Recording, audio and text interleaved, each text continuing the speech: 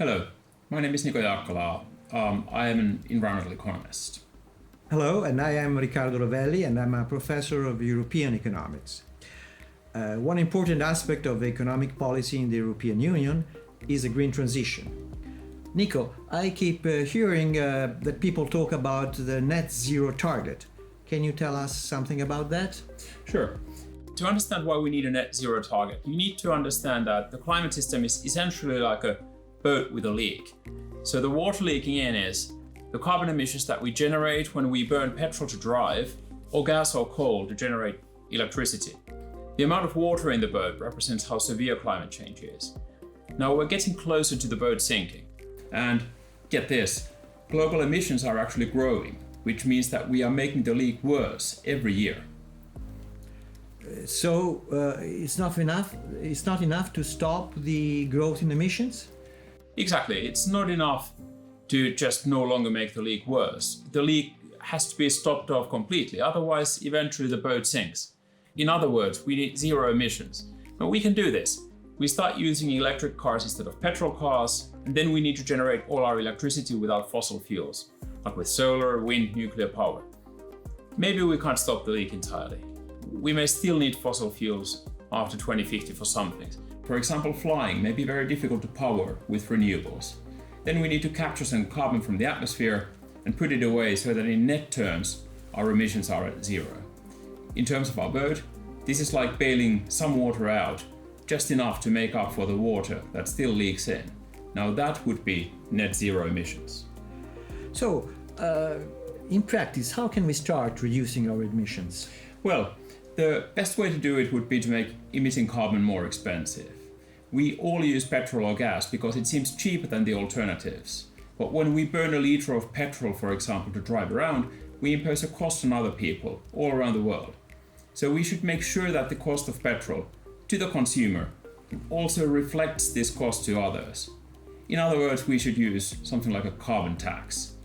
Now, with the correct carbon tax, we would choose correct technologies as a society.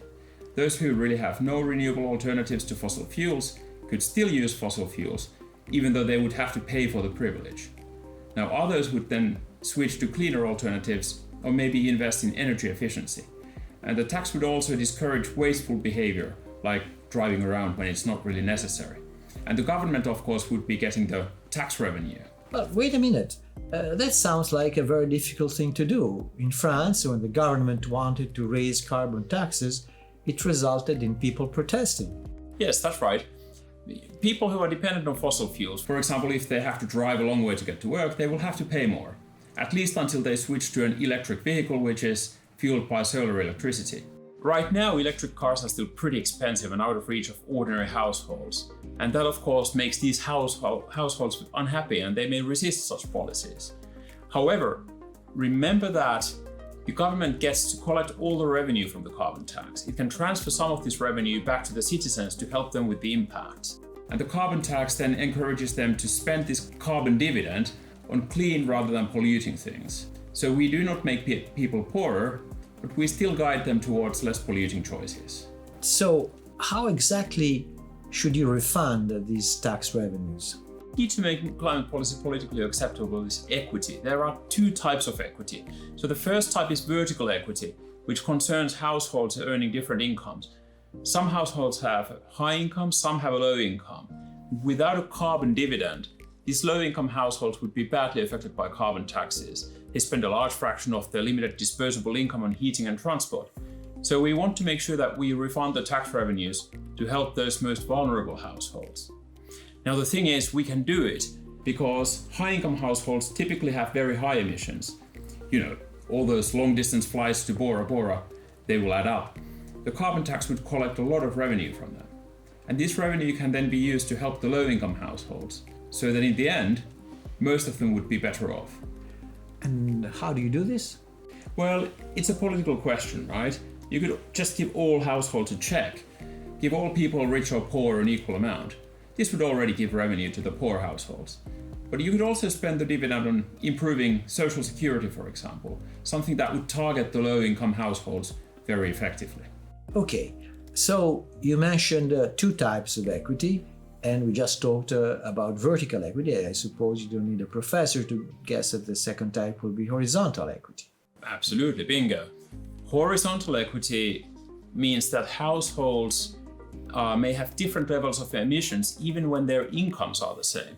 So for example, a household in the countryside tends to have higher emissions than a household with the same amount of income but living in a city. So we could direct more of the carbon dividend refunds to the households with higher emission profiles, for example, based on where they live. But this can be difficult. It may be impossible to identify all the features which determine household emissions. And of course, if you give more dividend income to people whose lifestyles require higher carbon emissions, then you discourage them from changing these parts of their lifestyles. And in the long run, our societies must change. They must become, for example, more urbanized, more dense. We have to adapt our lifestyles, live not worse, but a bit differently. So perhaps we should support people in making this switch. For example, financially supporting them moving into a city or buying an electric car, for example. So, in principle, we should be able to reduce the political opposition then. Well, not so fast. One problem is that many people worry that they may lose out from these policies, even if this is not really the case. We need to make people understand how carbon taxes need not make most voters lose out. Our lifestyles must change, but we will be better off as a society when we stop polluting the environment in which we live and work. Now, the second problem relates to international cooperation, even within the EU. So think about France and Poland. France is wealthy. It generates most of its electricity from nuclear power, which is carbon-free. Poland is not as wealthy, and also it uses a lot of very dirty coal. So these equity problems also play out on the international stage. Now, we know that financial transfers between EU countries are politically very difficult. Politicians find it very hard to convince their voters that we should be sending taxpayers' money to other countries.